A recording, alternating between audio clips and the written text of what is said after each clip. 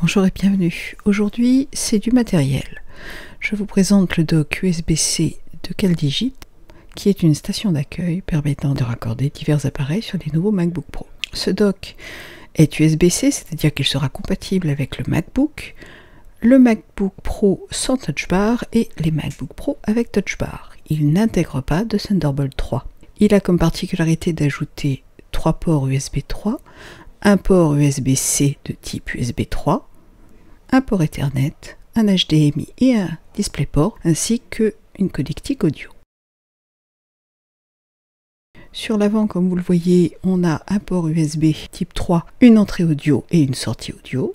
La construction est toute en aluminium avec un indicateur LED sur l'avant lorsqu'il est connecté à l'ordinateur et 4 petits pieds qui sont censés amortir les chocs. De l'autre côté, on trouve l'alimentation, le port USB-C qui va servir à raccorder à l'ordinateur, le port USB-C pour un périphérique, un port DisplayPort de type normal, un port HDMI et 2 ports USB 3. Tous les ports USB sont de 3.1 génération 1, c'est-à-dire limités à 5 gigabits seconde.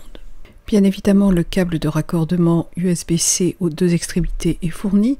Il est de couleur violette, ce qui le distinguera des câbles Thunderbolt 3 de la marque, qui eux sont noirs. L'alimentation est particulièrement massive, quasiment la taille du dock, mais les câbles sont suffisamment longs pour pouvoir la cacher sous le bureau.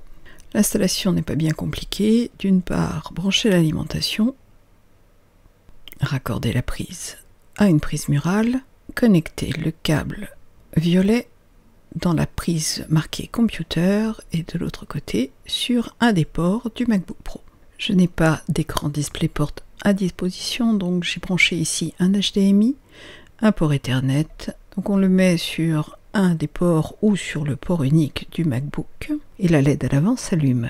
Comme vous le remarquez, pas d'activité du côté de l'Ethernet, ce qui peut se vérifier directement en ouvrant le panneau de préférence système rubrique réseau. On voit bien qu'il n'y a que le Wi-Fi à l'heure actuelle. Pour pallier à ce problème, il faut en fait aller chercher les drivers sur le site de CalDigit. À la rubrique support, on trouve le dock qui correspond.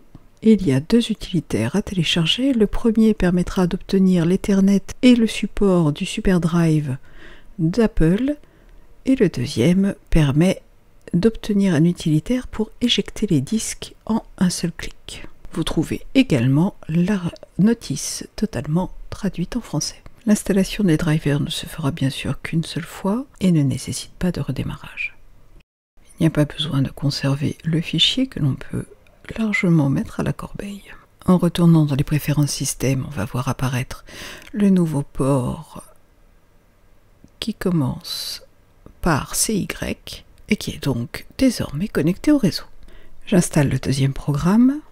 Cette fois-ci, il s'agit d'un utilitaire pour éjecter les disques raccordés au dock. En fin d'installation, il lance automatiquement l'utilitaire qui permet d'éjecter tous les volumes ou simplement certains volumes spécifiques raccordés au dock. Pour ce qui est de l'affichage, ici il s'agit donc d'un écran supplémentaire en Full HD, je n'ai pas d'écran 4K sous la main. Comme vous le voyez, il est situé complètement à gauche et parfaitement géré. Je pourrais bien sûr modifier la résolution si je le souhaite. Le hub CalDigit permet d'utiliser des écrans jusqu'à la résolution 4K à condition d'utiliser les 2 ports distincts du dock. Les ports USB 3 génération 1 vont supporter bien sûr tous les périphériques, qu'ils soient USB 2, USB ou USB 3, et on va les voir apparaître de la même façon que sur n'importe quel autre hub. Le système d'éjection, qui est optionnel, permet de les éjecter facilement avant de déconnecter le dock. Je l'ai précisé au début, ce dock est capable de charger un MacBook Pro, qu'il soit 13 ou 15, en sachant que le maximum de charge est à 60 watts. Donc si j'ouvre à propos de ce Mac et les détails, vous avez ici la confirmation qu'il est bien connecté à un adaptateur secteur de type 60 watts et qu'il est actuellement pas en chargement. Pour finir, une petite démonstration de la capacité de chargement du port USB 3 qui est situé à l'avant du dock. Il permet de recharger un iPad, et ceci même si le dock n'est pas raccordé à l'ordinateur. Au total, pour un budget d'environ 200 €, on dispose d'un hub tout en aluminium avec une recharge intégrée pour les portables Apple de 2016, le support de 2 écrans jusqu'à la résolution 4K et un port USB autonome pour la charge des appareils iOS. Côté moins bon, la longueur du câble fourni est de 50 cm, ce qui ne permet pas de déplacer le dock facilement à distance de l'ordinateur.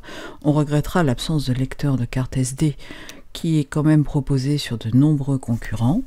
Le chargement ne fournit que 60 watts, ce qui sera un peu juste pour le MacBook Pro 15 pouces, notamment s'il travaille beaucoup, auquel cas il va se décharger malgré la connexion au dock. Et pour finir, le choix du support de l'USB 3.1 génération 1 ne permet pas pour l'avenir de bénéficier des débits augmentés de la génération 2 qui commence à arriver. Ce type de dock peut être judicieux si l'on bénéficie uniquement d'un MacBook avec un seul port USB 3, mais j'aurais tendance à me pencher plutôt sur la solution Thunderbolt 3 si vous avez un MacBook Pro bénéficiant de 2 à 4 ports de ce type.